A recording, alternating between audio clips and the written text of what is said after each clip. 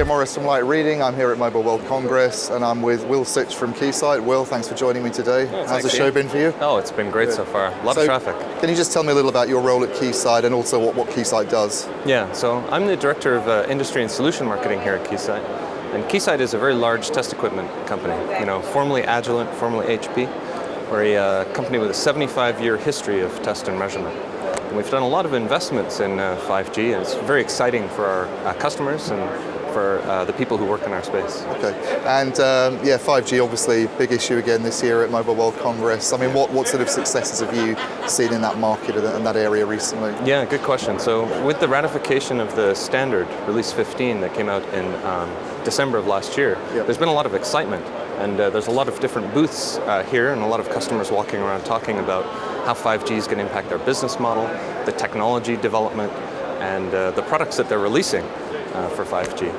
And Keysight has a big part in helping customers test to the standard. Yep. But we also, because we work with a lot of these leading edge customers, have insight into a lot of the trends that are developing. Okay. Yeah. Okay. And what sort of challenges are you seeing that still need to be resolved when it comes to 5G deployment? Plenty of them. There are a lot of challenges. I mean, the big ones really are the technology itself. Yep. The need for 1 millisecond latency, I think, presses a lot of stress not only onto the access point in the device, but also the network behind it. So the technological leap from 4G to 5G is a big step, and it has big implications for the service that the users will see. But it's more than that. The business case for 5G isn't exactly clear. Okay. The cost per bit, and I think you heard this from some of the other people. Yeah, I remember Korea Telecom actually sort of getting up and talking about some of the business challenges around the technology and whether it does make sense to kind of have a 5G business at the moment. Yeah, the cost per bit, because of the huge incremental spend necessary to get from a 4G network to a 5G network, may not be there. And to that point, 4G has a lot of build-out left to happen. There's a lot of legs left to 4G. So with carrier aggregation, with more complex modulation, and with LAA, we're seeing a lot of service providers talking about delivering more than a gigabit per second with 4G network and a 4G device. And so the question is, as 5G, the standard continues to evolve and the technology evolves further, are we going to see 5G deployed next year? The answer is yes. Yeah. Are we going to see mass deployment across the world? Yeah. Probably not yet. I think this will be limited to large cities. Okay. I think it'll be limited to primarily enhanced mobile broadband at first, with massive machine type comms and robotic surgery and ultra reliable comms coming. This is a bit further out. A little bit further out. But these opportunities are quite important in that context, aren't they? What sort of impact will 5G eventually have on things like smart cities and transportation and healthcare? do you think? Good question. I mean, the exciting business models for me, the exciting killer apps, obviously autonomous driving, and for that you need that fast latency. So the ability to watch a movie in the back of your car as it drives you to work, I think everybody's excited about that.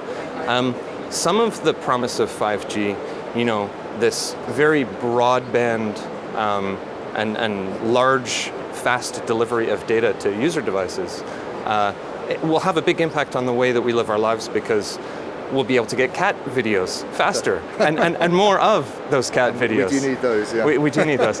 But some of the deliverables of 5G, the massive machine type enabling IoT, that'll impact our lives in ways that are hard to predict right now. So, I've seen some predictions that houses might have as many as 500 different connected devices. Okay. Which is, so that's a big number. Hard to imagine today. It's hard to imagine today. So let's talk a little bit about test and measurement and the area that we're specifically involved in. Why is that so important when it comes to 5G? Why will it be so important in making 5G implementation a success? Well, good question. So, because of the way that the ecosystem works, when our customers need to test 5G, they often need to work with technology that isn't that's more advanced, and they need to test these devices that they're developing. So our equipment needs to be more advanced. Almost at the moment that the standard is ratified, we have customers knocking on the door saying, "Are you 5G NR ready?" Okay. And the message is yes, we are 5G NR ready, and the test and measurement challenges are huge. We need to generate complex waveforms, large bandwidths, at high frequencies, at low frequencies. And in many cases, these are different from 4G waveforms that we're used to generating. And there's a lot of challenges associated with those. Okay. And what is Keysight doing specifically at the moment to help customers get ready for 5G when it comes along? So we have a number of different solutions. They span the physical layer all the way up to the application layer. Yeah. So we can help customers, be they device manufacturers, test their devices, either connected or OTA. Yep. We can emulate a network so that somebody who has a UE can test what the UE looks like when it's connecting to a G-Node B, Yep. this new 5G base station. We can help a network equipment manufacturer develop this new base station and have it communicate both with many different 5G ready UEs, but also the next gen core. And it's an interesting problem because the first implementation of 5G will be non-standalone. Yep. So it'll be some 5G capability on a 4G network. Okay. Yeah, and that's a big challenge. So in addition to helping the device manufacturers and the people who work on the access points, we also do things like drive test, application layer testing, network testing, optimization of the RAN, a lot of interesting. There's a lot going on. Yeah. So, well, are there any specific projects that you can tell me about that you're working on at the moment? Well, Keysight has a lot of engagements with customers, and some of them we can't talk about, but some of them we did release and announce at Mobile World Congress here.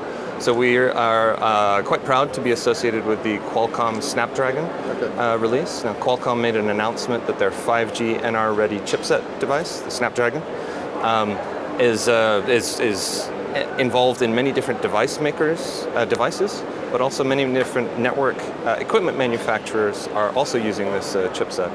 And Keysight has had a collaboration with Qualcomm on testing this for a long period of time, and we're proud and excited to be involved in that relationship. We also have just announced a significant partnership with Samsung here at the show.